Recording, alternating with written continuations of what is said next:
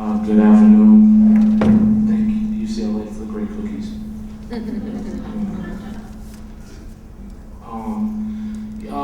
In this discussion today, it centers around, for me, it centers around hip hop music and its immense voice to the world that it has, the power that it has to be able to reach everybody on the planet, as we discussed in a little bit in our previous panel. But for me, hip hop is a different. It's more of my life because it was the vehicle. It took me from a poverty-stricken neighborhood to being able to fly around the world and meet people and executives from Bill Gates to Vivi Nevo and chairmen of boards of many companies and titans of industries, and even being able to reach out to cultures I never would have ever saw or been able to experience in my life. A little about me: I started off in one of the worst neighborhoods in New York City. It was Far Rockaway, Queens, and they called it Project Land, because every 2 blocks was a different project housing unit. And my parents, being the angels that they are, they kind of saw the writing on the wall, and they were like, "Listen, we have to get my son out of this neighborhood, at least for educational purposes." They enrolled me into a private school, Browning, on the Upper East Side of New York. So, I'm the only black, kid in the school, like 1,000 kids, all Upper East Side kids and stuff, and having to deal with that, and then go home to a neighborhood where, it's like living in 2 different worlds at the same time.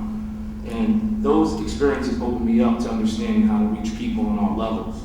When hip hop came into my life and it started to grow, it was sort of like this organic movement. It was sort of like, we did it for the love. You wanted to hear Slick Rick and these different MCs for the fact that they were just, they had a way with words and a way with imagery that you kind of fell in love with because, they kind of talked about the cars they had and the girls and things like that nature. And I saw people in my neighborhood directly affected by this imagery, And everybody in my neighborhood, trends started out from this, and people went from, having no money to aspiring to have gold chains and big cars, and I watched that. And then I would go to school back again on the Upper East Side, but this wasn't even a factor because kids had the means to get all this, but they really didn't even care about it. It was more about education and learning and understanding and reaching out to the people and understanding business out as it is.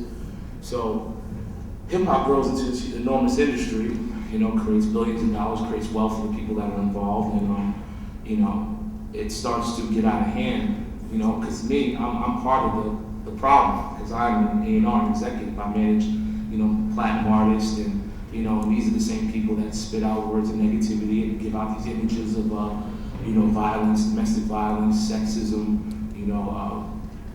again, all these different images, and I kind of feel some way about it.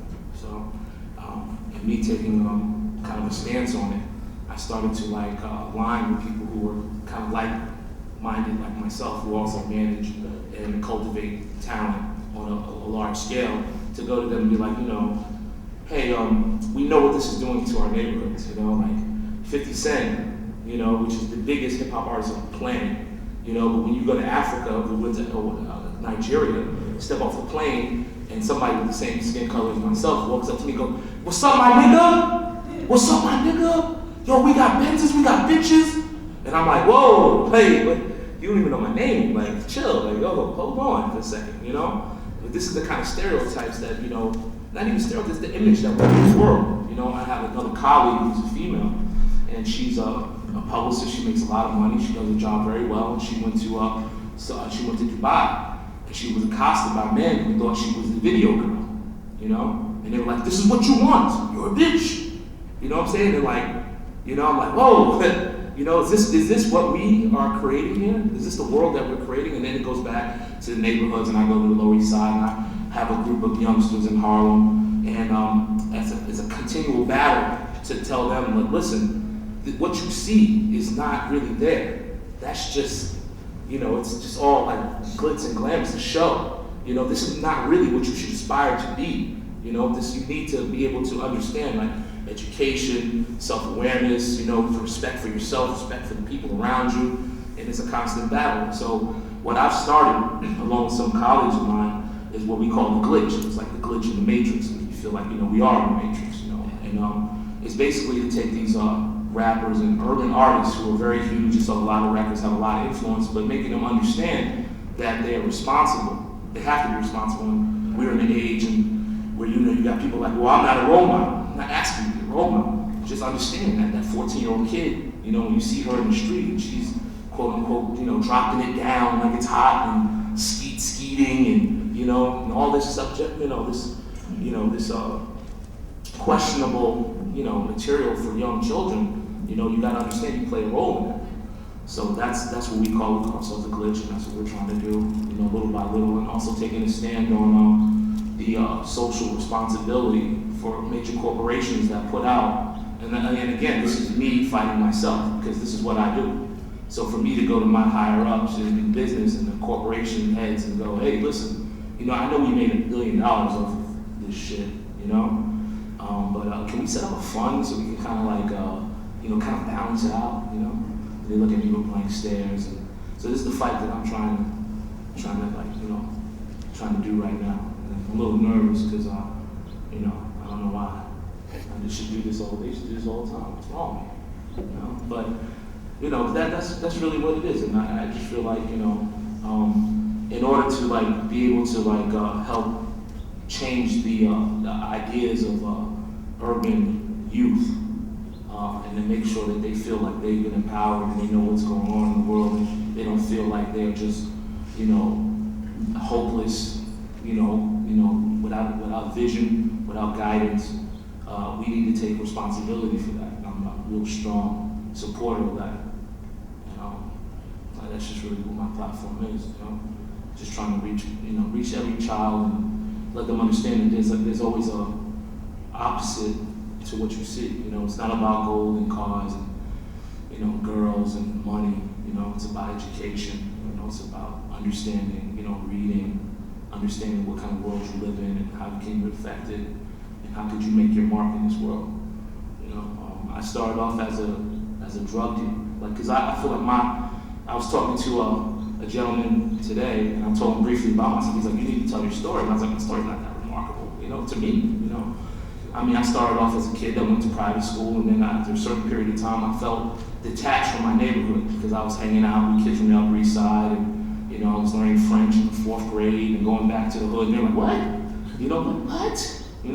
And I'm like, okay. So I started to feel detached from it, so I started to go back because my father had left the home at that point, and I didn't really have any role models that I could look up to. So I looked up to the guys in the street because they were cool. They didn't work all day. They didn't have to schlep back and forth and pay taxes. They had big cars and girls. So I started to associate with them just to get my identity back because I felt like I had lost it as a young black man. In that process, I wound up getting caught up in, small level crimes and nothing too crazy. I'm a smart kid, but once the drug, once drugs and the selling of drugs and the glorification of that lifestyle became popular, I fell right into it, and I was pretty successful. So that also brought a lot of other things. When you're successful at doing something bad, it brings other bad people to you who kind of idolize you because you're like, hey, I made $250,000 last year off selling drugs. And oh wow, you're the man, and that came to a rough start.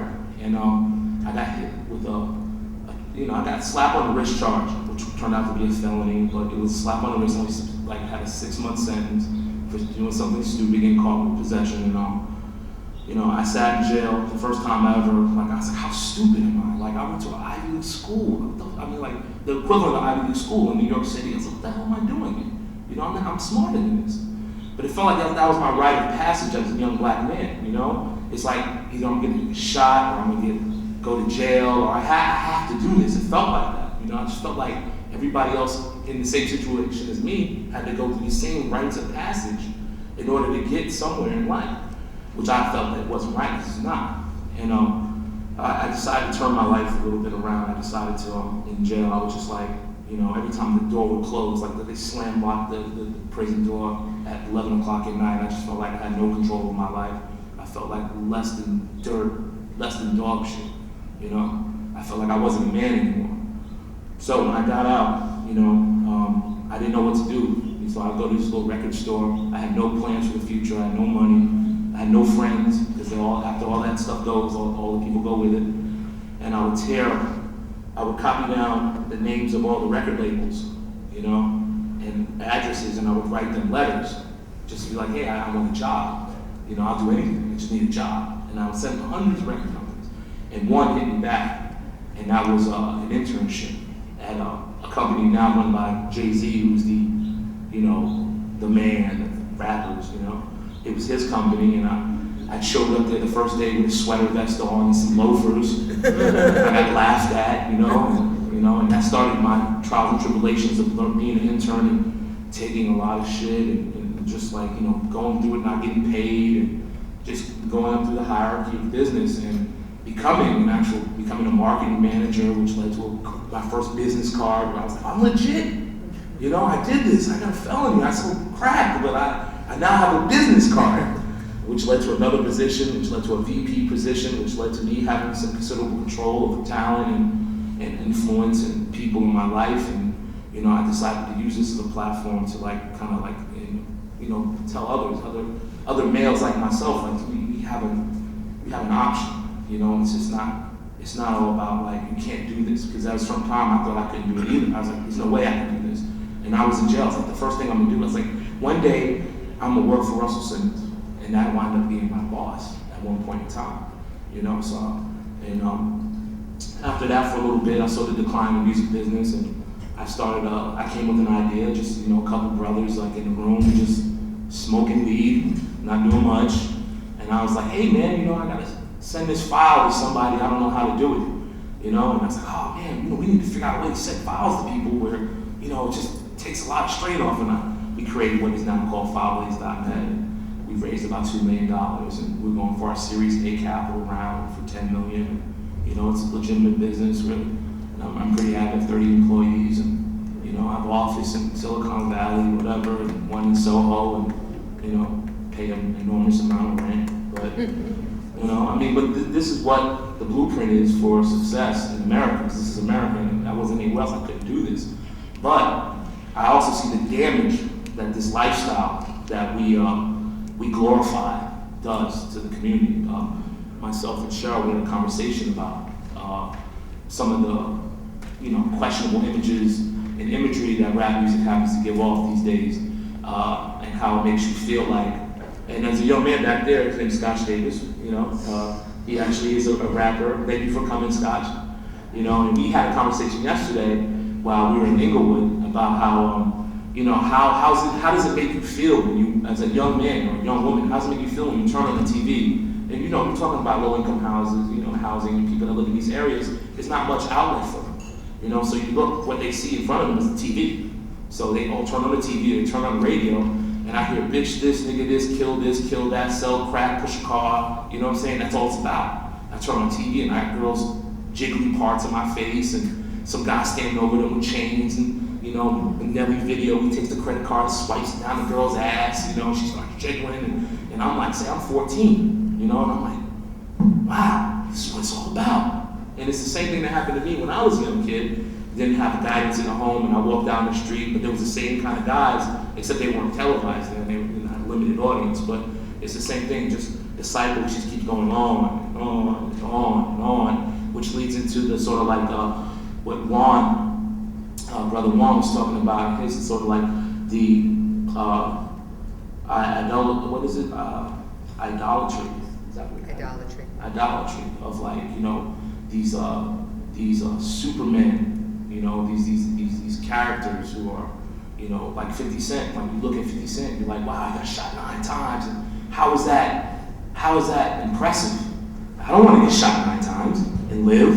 And like how do you look at that and be like, that's what I aspire to be? And the same thing with the gang culture. It's like you got the big homie that's done this forever, and I don't have a father, but I see the big homie doing this, I'm gonna do what he does. And it just starts the cycle over and over again. So I'm just here to do my part to try to, maybe I can't put an end to it, but I can definitely create some awareness to it and bring people like yourselves and make you guys aware, and hopefully the next generation won't have to they will have different options. Maybe they'll stay in school instead of what I did. You know, I wound up going to West Virginia University and graduating, but you know, I also got kicked out of Colgate University too. But you know, that's another story.